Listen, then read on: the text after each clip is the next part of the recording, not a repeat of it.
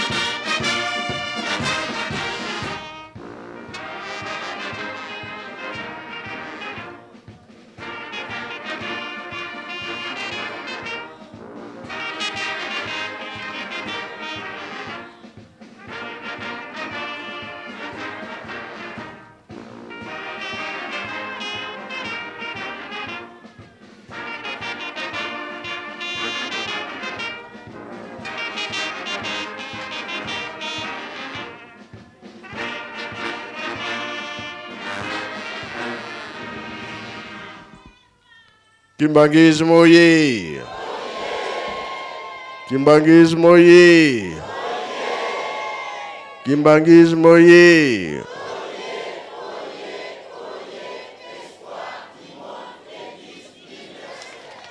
Kambo ye. Kambo ye.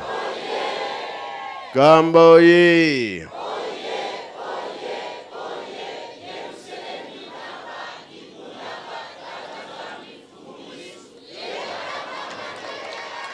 Bajenoye. Bajenoye. Bajenoye. Ewunoi. Embazie. Bilumbia kuroi. Yangalala. Esengobi sengote. Qui se voka qui ese koi. Sai vokantsai koi. Na komba tata mwana pe tata Molimo Santo. Soki bomoni esika batu bazali baza kosepela yebake te bango misatu bazali wana. Bazali bi bazali te. To sepeli bi to sepeli te.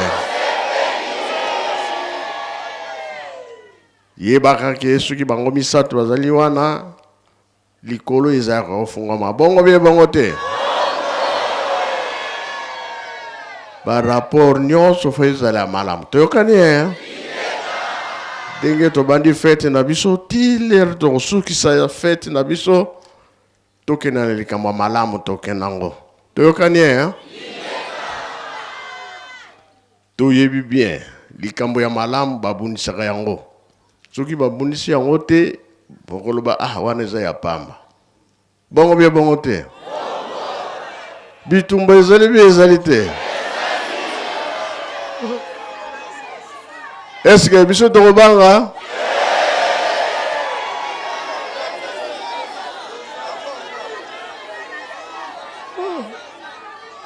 Namoni neti jeje ki azobanga.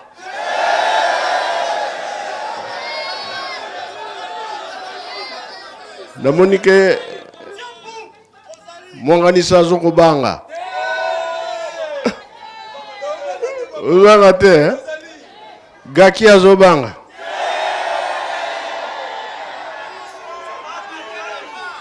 Bana kamba bazobanga. Bandoyi pe bazobanga.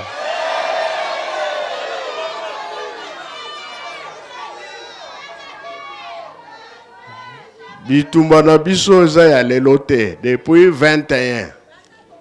Boyokani kasi soki oza na nzela telemela kaka na nzela wana ochange te bapapa bazwa koloba na biso ntango nyonso ete bakengi mpe bazali awo bakengi bazobanga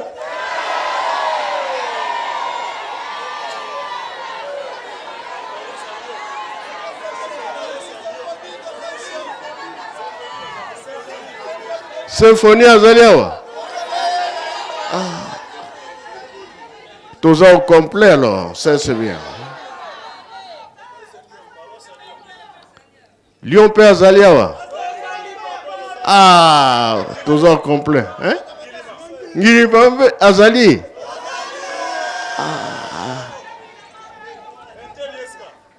bazali c'est bien Inter mpe bazali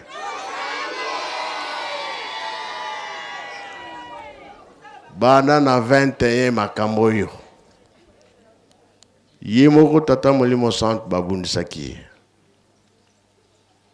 bato baza koloba bamosusu bapesi ye tata nzambe mpenza likambo asalaki tata kimbango aza na mbongo te kasi tala mosala bapesi ye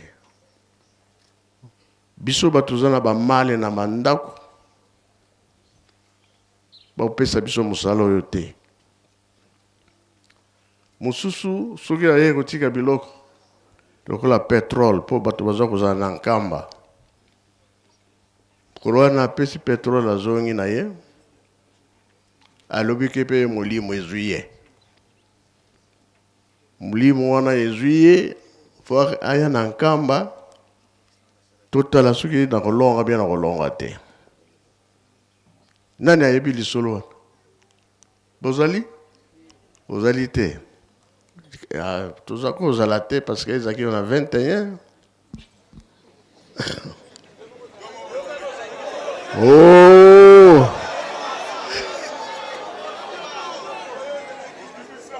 na kombo ya moto wana nayebi me nalobi te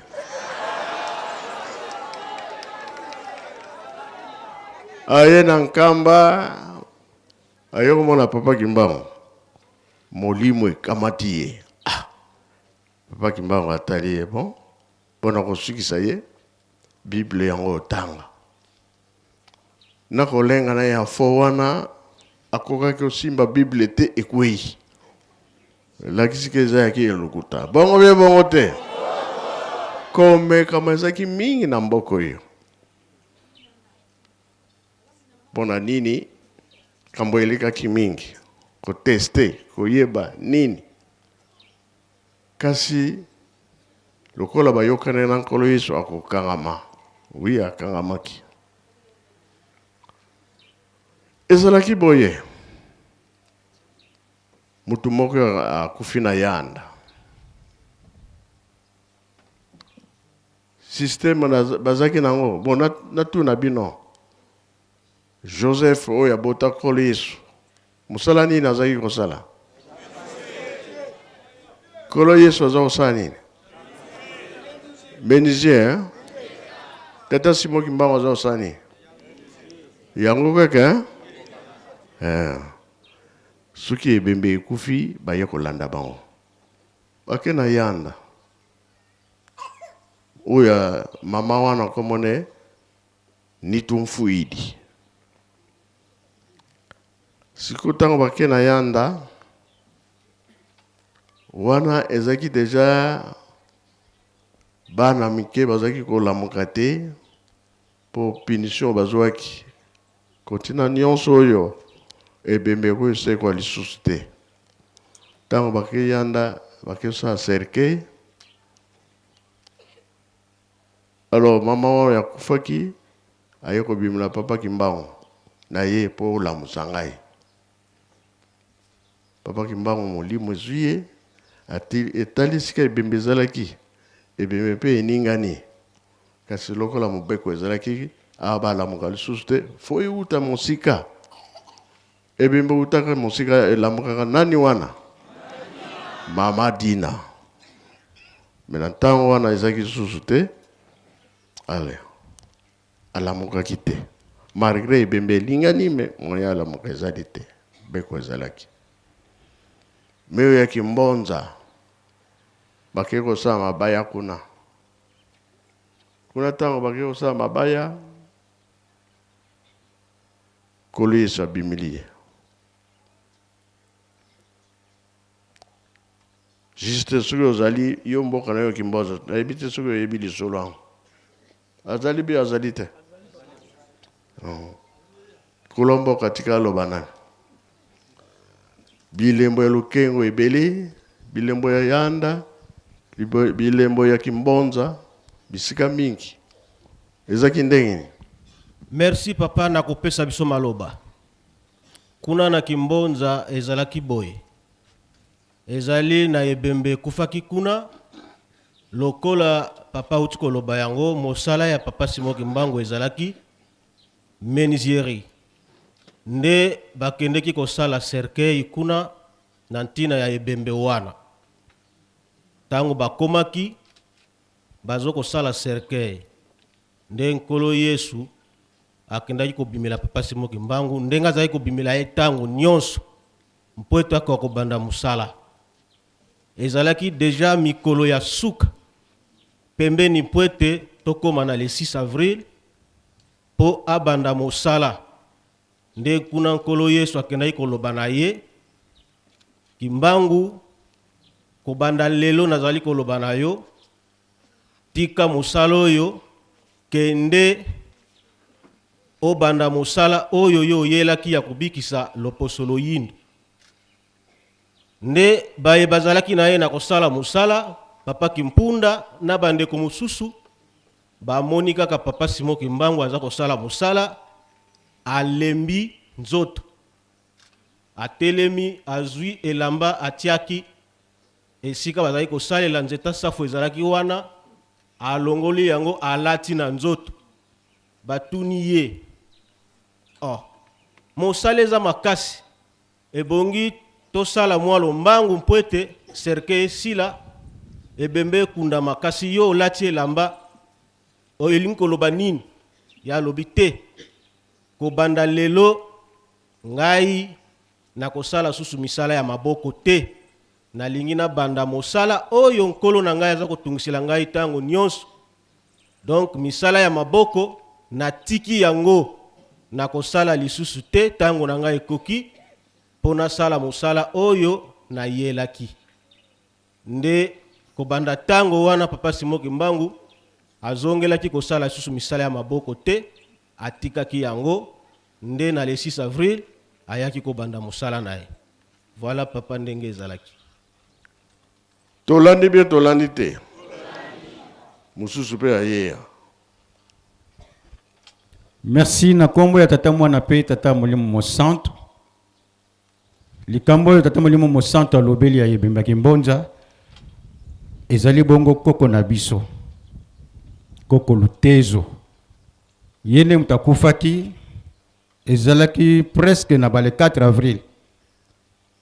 Nde papa Simon Kimbangu bakendeki kuna na Kimbonza pona kokende kosala cercueil ya koko. Tango basali alongolaki elamba atiaki na nzete ya safu. Ndenge papa DG alobi tango kaka moko boye bamoni papa Simon Kimbangu atiki kosala akoti na communication na Nkolo Yesu. Tango basilisi kosolola mbala moko alongoli elamba ezalaki na nzete ya safu alati. Alobi papa Kumpunda tuni muta muntu siko lati lamba makanisi nino komi nango. Papa Simon Kimbangu a répondre na bokilone papa Kimpunda ete sika boye Nkolo lobi na ngai na kosala musala na ko banda lelo na kosala lisusu musala ya mokili wote na banda musala ya Nkolo na ngai. De précision yango yo papa na yiko pesa pona ebemwana ezalaki nde mama lotezo to koko lotezo na kombo ya tata mwana pe tata molimo centre. Ngape nazana mutuna. Nzetu wana ya safu ezali bi ezali te. Malgré le 21. Nzete wana papa tango biso tozoko kola balakisaka biso me oyo balakisaki biso oyo ya tango wana kufaka me oyo nde bimaki yango wana etikala wana papa. Soki tosengi bino basafu tokolia bien tokolia te. ebotaka ti lelo papa. ebotaka nango Ebotaka nango papa. tozwi na biso merci soki tolobi bongo parce que likambo ya tata molimo santu témoignage ezali mingi soki ozali témoin soki ochange devie nzela mosusu nzambe akosepela kasi soki okangami na yo na ye pardon nzambe akosepela bi akosepela te biso tozali ya biso nyonso tokochange talaka makambo ndenge ezoya na mokili 4e génération tozoya koningana kasi landa nzambe oyo ndimaki soki osali nzambe na yo mokolo wana na kosepela yango wana mfuma longo aza koloba ke ntumpa elakisi nini liwa boyibi mpuku pardon mpuku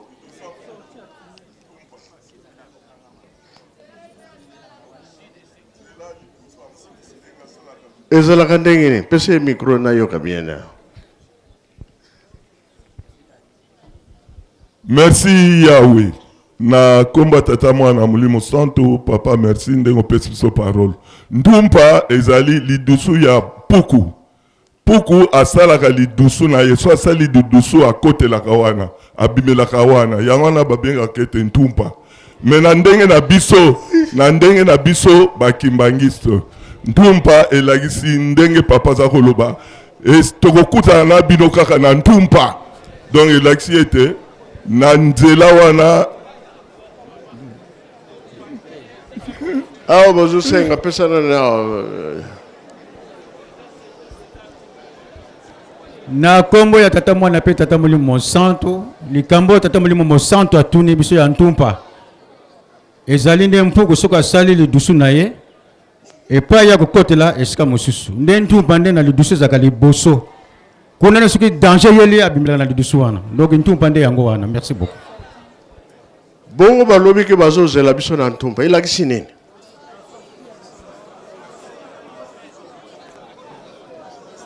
pesa ye. Merci papa pona maloba. Baza kozela biso na ntumpa, baza kozela biso esika totiela motema tokoki kokimela. Tosali likambo awa, tosakali nzambe awa. Toyebi ke tokokimela kuna pe nzambe azali pa tokokende. Na ntumpa. Ndani azalaka wana. Tata molimo santo yo moko zali wana. Asimi nini na maboko? Shikot. Fimba bibende papa kuluta lobaki fimbo ya bibende. Fimba bibende. Loba na yo, sala na yo, lia na yo, mela na yo. Kasi. Nantupa. Biso bato zobongo la makambo, ko changer makambo. Yebaka ke kuna makambo azali. Bongo bie bongo te.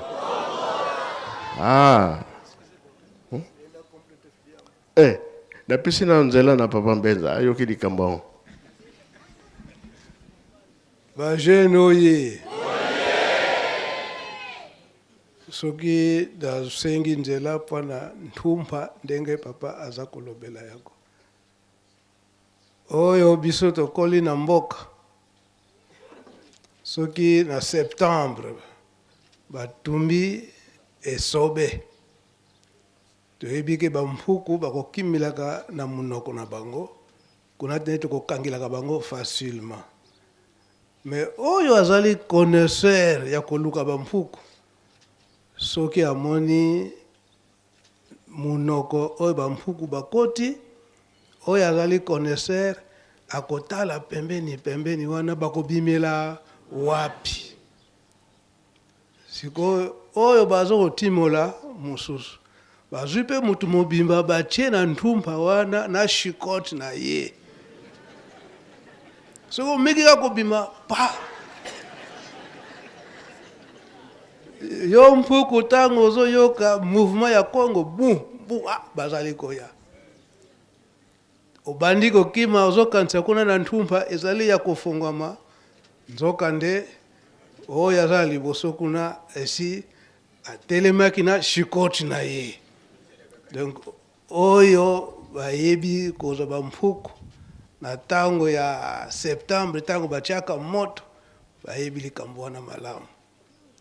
Meme kutu eke bampuku mosusu oyo minene minene babengaka bangonia, bango bazalaka na bazamba ya makasi makasi. So basali minoko na bango wana bachecheche pe bantumba. Bino soki boke ko découvrir bango, soki oza yo moko okangi ezwi mabanga okangi bantumba wana. Soki oza yo moko. Soki boza mibale mususu atelemi kuna na ntumba na shikoti naye. Soki omeki kako bima oza na yango. Me mpuku moko azalaka mwa mayele oyo babengaka batonga. Bango bazalaka mayele ndenge nini. Soki asali munoko na ye, donc kuna akobimisa yango mpenza te, achango léger comme ça yo tango ozo kotimula kuna oyo aza na lidusi ya kobimela te. Me ye kuna na kati aza na mayele na ye ayebi place ya kobimela. Do tango ozo kotimula ya sentira ozo kende kaka malembe okosituka bo abeti kaka mutu pa akei. Tango wana sikoyo yo mtoza kutima mususu abimeli wana donc esika kobimela na bango wana okakokanga mabanga. Mais oyo azali spécialiste oyo azali ki atimulaka bampuku wana ayebi ke ntumpa na ye ezali akozwa kaka batu atie pembeni wana. Ye kuna mpuku na kati tonga azokanisa ke naza na ekimelo na ngai. Tango betaka mutu kuna bino si botelemaki wana. Donc papa nde esika wana na kaka na éclaircir. Kuna na likolo ba fraudeur bakozalaka te. Na premier poste de fraudeur azate. Ngo sali mayele na yo atika na sala na masumu na ko bondela ka libondeli moko spécial ta papa ko yambanga kasi. Wana ezalite. Ndenge papa diangenda lobelaki yango na mikolo leki ndenge tochaki na band nae. Papa na éclaircir kaka esika wana. Merci Papa Mbenza. Tuzoloba mingi, tuzosakana mingi, mais likambo ezali. Tuzo déranger pe mingi. Biso na biso pe kati na lingomba. Mais suka likambo ezali. Ezali bi ezali te. Yango biso tokoki ko changer te. Tokanga mikaka. Dès que batikira biso programme Biako tonga yelu selemi. Toyebi to yete. Voilà. To simba likambwana. Pote suki to simbi yango. Oyo mabongi seko ya liboso. Denge ba papa balobaki toko sepela. Tangwana tokolia susumiku wate. Tokolia nini? Esengo musuni. Ngombe ngai mpakasa. Yango ezaka na gu. Elakisiki nga na fongoli nzela. Pona nini oyo eza koloba mami bolanda te. Ya malamu nde yango tokosalela. Toyokani na pesi nzela na Papa Mbenza ye pe azala makambo. Merci papa. Ndengo pesinga nzela ya koloba mai oyo papa ndengo pesinga micro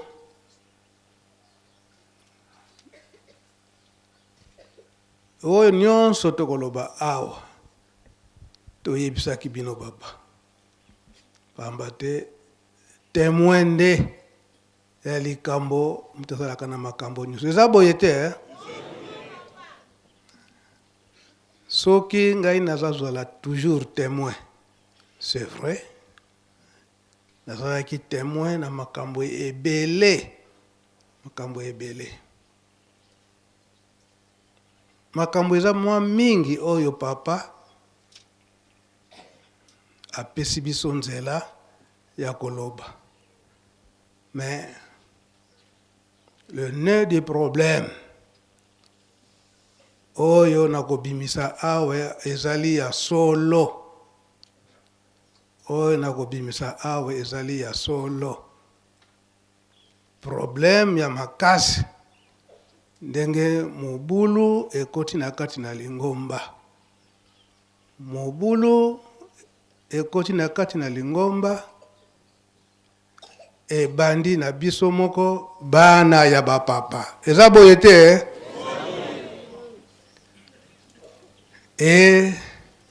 na kati ya bana na bapapa bambuta pe mususu baza kobomba mana nsima na biso. Eza boye te bambuta ibele.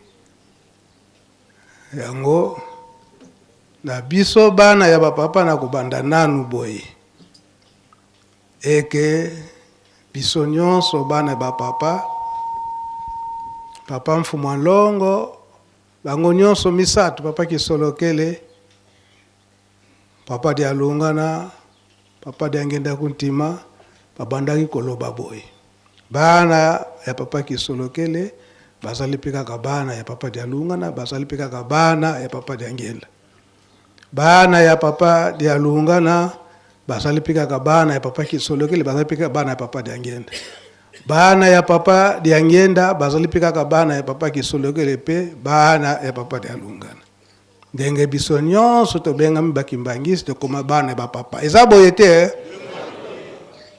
papa bazoko yebisa biso ndengwana. Nazoko bimisa foto oyo na tango nyonso. Papa baza kote ya biso boye bino nyonso bana na biso bozakaka moko. Bozala na bokabwanite. Bozala na bokabwanite. Bolinga te batu mususu bapesa bino mate ya mabe. Oyo bana ya boya o bana ya fulani. Bolanda mate ya ndengwana te. To yebieke batu ndengwana bakoya. Kasi bino bozala na bolingo ya makasi. Bino bana mutu moko akabola bino te. Bozala kaka eloko moko. On a kosenga photo oyo. Ezalaki na 1973. Ba papa babungisaka ketokende Mobembo na Brazzaville biso nyonso bana ba papa. Kasi bana ya papa Mfumwa Longo na bana papa Kulutu bazalaki na Kinshasa. Papa Mfumwa Longo alobi ete fope mwana ya nkamba azala. Yango nde photo tozwamaka na Brazzaville yango oyo. Awa tozali papa Christophe, papa Martorel, papa Alphonse, ngai, papa Solo, papa Sami, papa King, na mwana moko ya défunt papa Simon Kisolokele.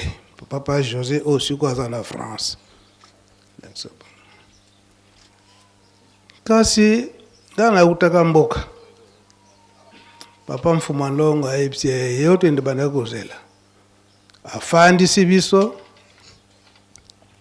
alobi te bozokende Brazzaville esika bandimi bazali kasi bozala na bizaleli malamu bolakisa bizaleli ya malamu esika bokokende matei ya malamu bisika nyonso babanda kokende. Kasi papa Mfumwa Longo ayebisinga na Kikongo ngeye nsongi ya nzila mubaonzo. Tanga ayebisinga ngeye nsongi ya nzila mubaonzo ngalubi papa Brazzaville na yebi yango te ndenge nini nakozala nsongi ya nzila.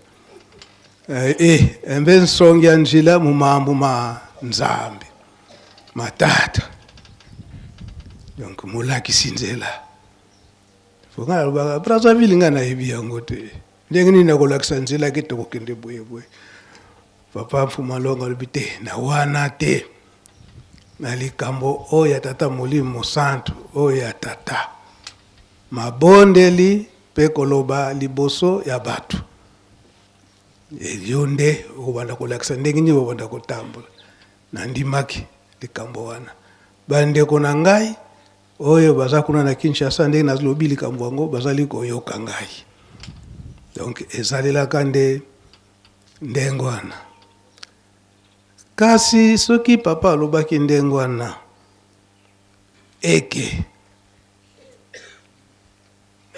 bozala moko bomoko bino bana muto akabola bino te.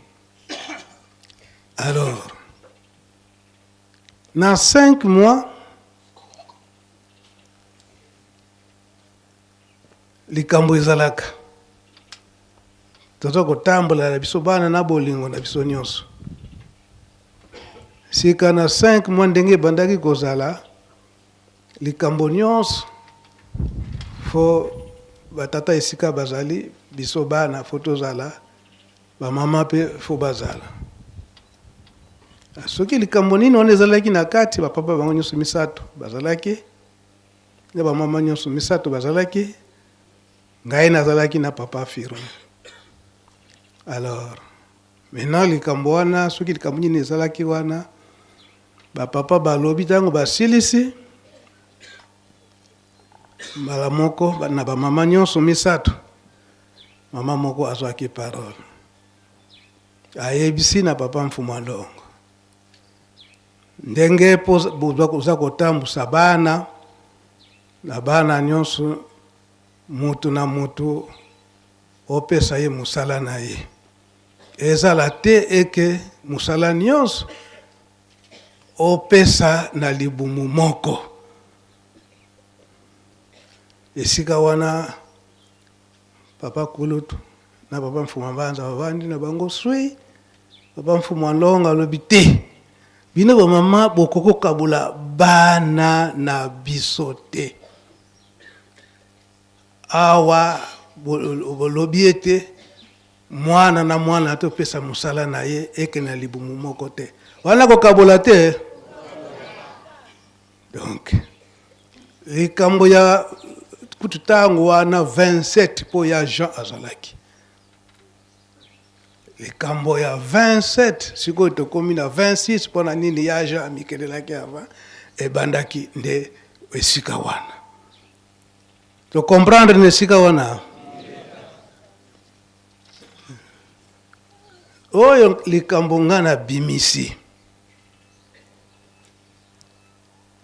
soki mutu azali ntango kobima contredire nga na bimisi likambo mpe ndenge ezalaka na secret nyonso na bimisi yango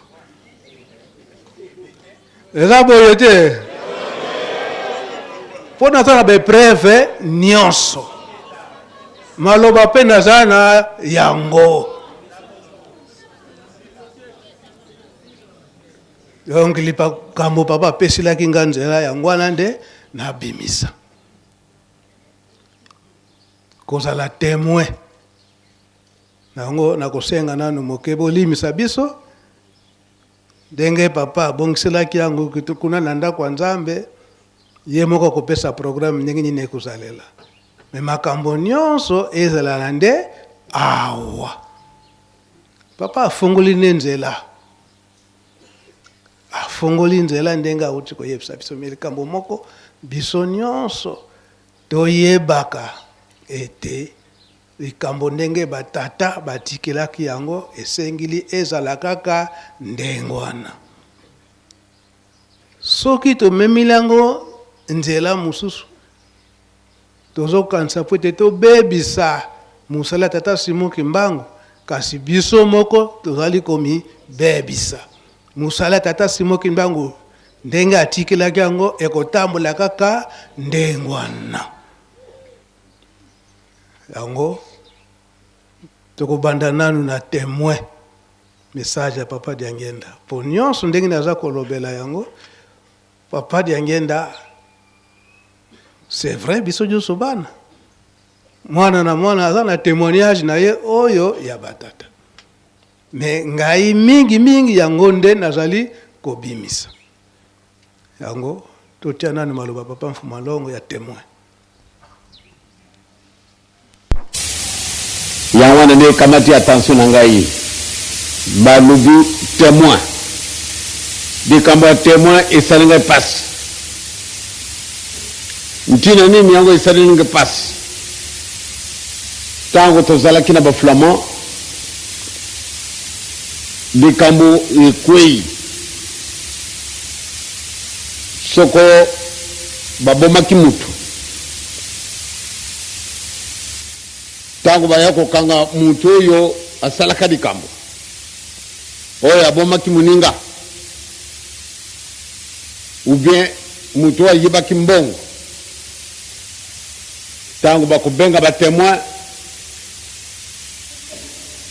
batu wana nde bazalaki batu bakokateleka mpenza solosolo batu wana bakokateleka na solosolo ndenge nini mutu oyo abengami coupable mutu asali likambo ubi abomi ubi ayibi akoki kopesa version na ye kasi bakozwa yango a considération mingi te pamba te ezali mobeko tango oyo bakusenga bon nani azalaki wana il faut bakana kokamata mutu wana abengami nani témoin surtout soko bamoni nde likambo yango ezalaki mpenza grave mutu abomi mutu be mutu ayibi banda tango wana olinga te singa ekutia mayo na kingo okono bakasenga na salaka likambo te yo ozali témoin tokei batata na bamama bino bobengami batémoin botémoin batata bamama malamu nde tozala pwelele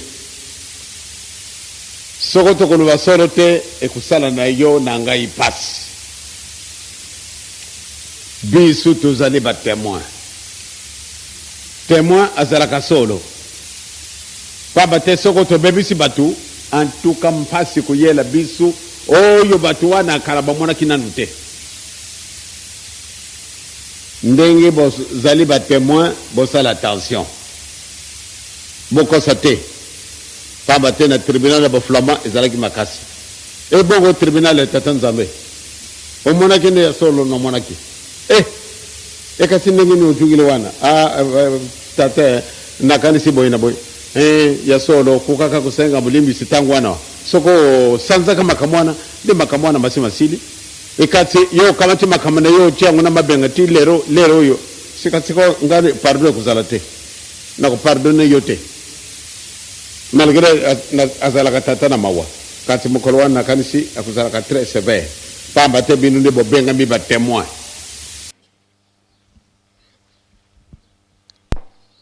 na boyi na nga na mokolo wana nakende kokoma na esika ya pasi tolandi te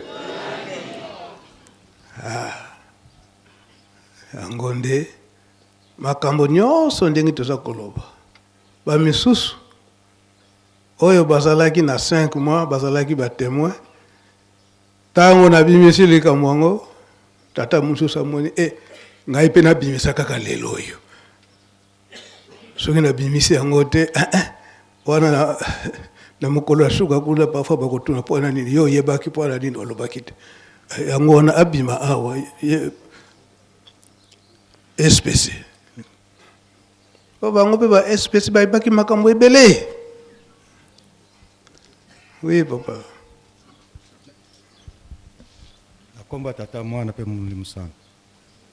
Merci mingi papa na ndengo pesinga maloba. Likambo oyo papa bimisi na sujet ya tangu wana ba papa bazali bandeko na biso bana. Ezalaki mokolo ya mariage ya mama Marie Ntsona na papa Mpanga Mobilier Mpanga. Nde mokolo biso na SPC toyokaki likambo wana ya bokabwani. Donc moninga na biso moko na kati na biso tangu dinezo salema aleki na sima kote ya etan na portail ya mke wana nde sika akutaka papa Mfumalongo avandi atimi te maboko na mutu. Donc na imere mboka tristesse. Alors muninga wana yepe kaka mutu akenda na 26. Aye mbangu aye kubenga biso. Ah papa Camille. Yaka poza kubenga ngabo frère. Mais position na kuti papa ezali malamu te. Alors tangu tukomaki papa Camille asa tika biso yene mutazwaka maloba papa pona nini yo mutu bali si mwana batu baso sepela yo na position ya boye soki bandimbi bamoni bapa bakokanisa nini ndesika papa tangu apemi alobi bana nanga lokola bino boye komona nga boye komona yango bolimbisanga donc mikolo ezo ya liboso lingomba ekokabwana me likambo yango ekokwela na makolo na ngai eza na makolo na ngai nasali nyonso ekoki nasali basacrifice mingi po tata alongola likambo yango me soki nasilisi sacrifice ntango na kotuna tata edi angenda ekoleka te donc ntango nyonso soki asali sacrifice ntango soki asilisi ntango akotuna tata ekoleka te donc likambo yango papa ndenge obimisi sujet wana vraiment namoni motema eninganaki merci mingi papa. Me ngai naza kose souvenir ozala wana ngai nazali kose souvenir oyo ntango tozalaki awa na 5 mois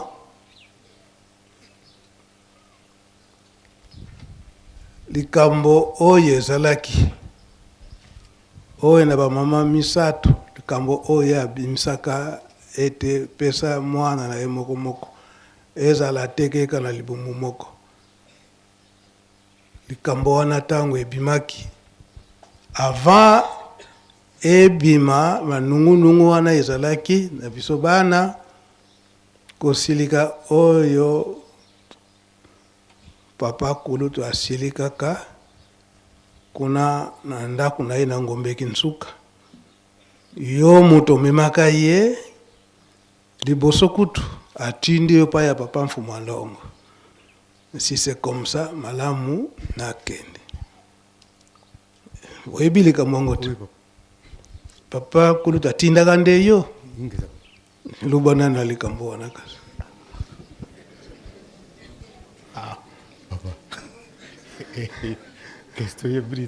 alobi papa Kulutu atindaka yo epa ya papa Mfuma Longo. Papa Mfuma Longo alobi te ekoki kozalela ndenge wana te kende kozwa ye boya na ye awa mbota ntango oyo kozwa papa Kulutu bokoti kuna na papa Kulutu akoti kuna atindi yo osangisa bamama nyonso na biso bana papa firme nde tozalaki nde tokotaki na kati comprendre sika wana sikoyo. Oui papa na comprendre papa ndenge na kanisa papa Kulutu mukolo wana nde yango wana ingeta papa po yo ozalaki chauffeur ya papa Kulutu zonga na yo kasi. Merci papa.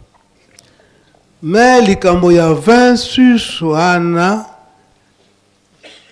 ezalaki déjà préparé na bangunia oyo basalaki ete babunda na tango ya papa bango nyonso misato bazala divisé mais lokola bakokaki te yango bamonaki ete sikoyo batente chance na deuxième génération oyo ezali nde génération ya biso bocomprendre sika wana donc batente baréussir te eza boye te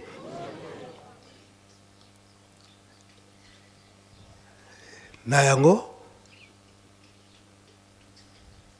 papa Kulutu atiki biso papa Mfuma Longo atiki biso sikoyo totikali na papa Mfuma Mbanza ndenge totikalaki na papa Mfuma Mbanza sikoyo ekipe wana suwe na bango eke Lingomba tata Simoki Mbangu eko kufa libela, commençant par division ya biso bana.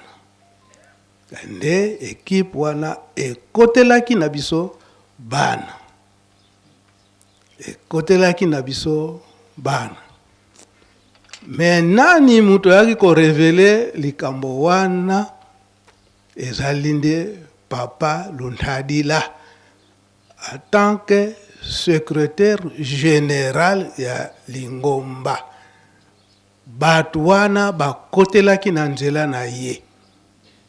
Sikoyo tango bakoteli na nzela na ye avant intronisation ya Papa Dialungana. Po ebanaki ke sikoyo ba papa mibale bakei moko atikali nde mtako kamba Lingomba. Sikoyo batu wana sikoyo bakoteli na biso bana. Tango bakoteli na biso bana sikoyo mutu oyo il faut abimisa Papa Dialungana ye secrétaire général. Mais secrétaire général siko Papa Luntadila ake kokuta bakale wana avant intronisation ya Papa Fumambanza. Sikoyo Papa Luntadila ayaka epai ya Papa Fumambanza. Banda 1959 Lingomba oyo etali administration ngai nalandelaka makambo nyonso. Sikoyo Papa Koluta tiki biso makambo ezalaki penza mingi te, malgré ezalaki, mais ezalaki penza mingi te. Mais naliwa oyo ya Papa Diangenda ba organisateur net seta bisika nyonso wana tout d'abord ba monika kete Papa Diangenda en tant que chef spirituel azali susute Papa Luntadila azalaki secrétaire na ye ke yefo ayingela wana ya yepsi bango te biso na shema ya Papa Simoki Mbangu ngala koki koyingela te. Ayebisi bango soki bino bozo kanisa ndengwana botala nani mutasinyaki mikanda ya nani ya reconnaissance na ya oyo ya seta bake kokuta signature ya Papa Dialungana. Donc si succession, donc c'est lui qui doit être son successeur. Yango mukanda wana shiko na pesa kibino yango ta Mulimo Santu pesa kibino yango boya kotanga nanu paragraphe wana. Donc makambo nyonso yango tolobaki te soki to bombi biso tokosala na problème e batu tozoko pota na nzoka nde likambo eza boye te wana c'est Papa Luntadila mutu. Donc tango mpe azoloba makambo wana ayebisi Papa Mfumambanza je préfère Papa Mbenza azala be de la ville Papa Batantu azala. Papa Batantu azala wana maluba Papa Luntadila poete tango azokobunda mpona intronisation ya Papa Dialungana. Oui Papa Shiko. Merci Papa na kombo ya tata mwana pe Molimo Santu pona kopesa biso maloba. Ndenge tolobaki la fois passée makambo oyo boyebisaka biso yango kala le 16 août 2010 na tongo tozalaka na ndako bomba makambo oyo po mikoleko ya bokozala lokola ba témoin. Lelo eza mukolo munene nazobanga Papa po na monike mukumba wana eza ya pasi ndenge lingomba ekomi lelo kasi tokoloba po makambo oyo biso te bato tokomi me bamindele nde mutu bakomaki yango ndenge tolobaki la fois passée Suzanne H ye nde mutu akomaki livre